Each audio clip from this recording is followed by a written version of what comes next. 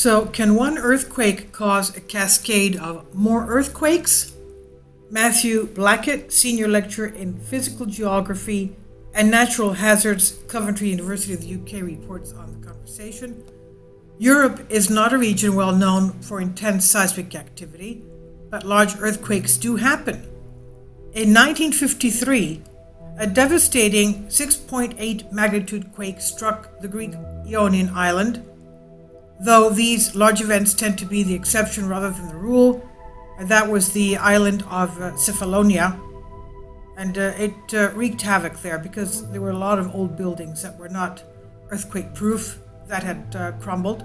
Now, though these large events tend to be the exception rather than the rule, a flurry of significant earthquakes struck the Balkans November 27, 2019, with epicenters in Bosnia, Albania, and even Crete. Geologists are worried that these events might gain momentum, with larger and more destructive events imminent. And we've seen various 4.5, 5 magnitude, 5.3 magnitude earthquakes around the South Aegean, around the volcanic islands of Santorini, Nisyros, Rhodes, Crete, and they're not small, obviously. Should residents of Europe be worried?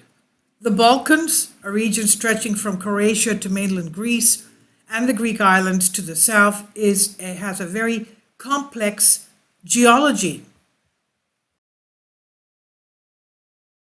Kindly support my Patreon account since YouTube has again demonetized my YouTube channel.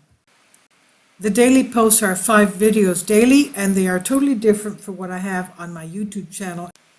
Thank you so much for your support and that you find all my content so interesting. You'll find the Patreon account details in the description box below. The whole region is tectonically active due to compression of the Earth's crust further north and subduction. When one tectonic plate moves under another to the south, each process plagues this part of the world with frequent, although unusual, small tremors. Aftershocks are common after large earthquakes, as the region's geology readjusts to the new tectonic arrangement. This means the recent earthquakes in southeastern Europe are not unusual, but they may not have released all the pent-up seismic energy in the region. Numerous laws of geology say that these shocks gradually subside in magnitude and frequency as time unwinds after the main earthquake. Although poorly understood and believed to be quite rare, earthquakes, instead of petering out into smaller and smaller tremors, can sometimes cause a cascade of further violent earthquakes. Perhaps the most extreme episode of cascading earthquakes in recent history happened in New Zealand in 2010.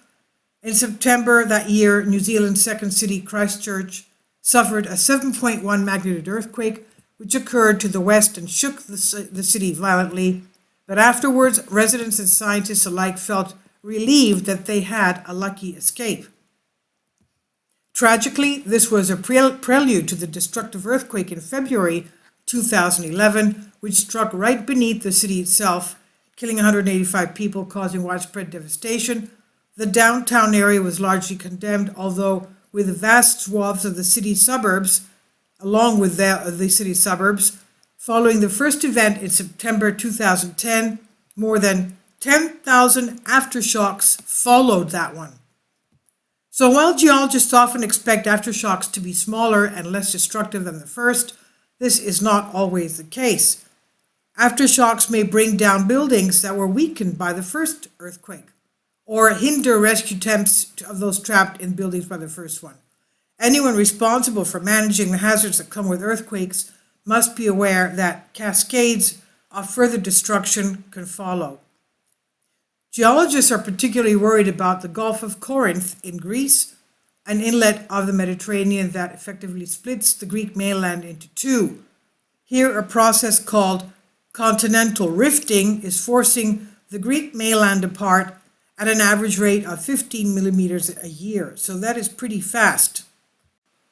And this is the Corinth Canal, as we see, with the roads laid on top of it, connecting the Greek mainland with the Peloponnese. Now, so the rifting is at 15 millimeters a year. It's pretty fast. This rifting process is not smooth. Stresses can build up at once, and once they reach a certain threshold, rocks can fracture and an earthquake can follow.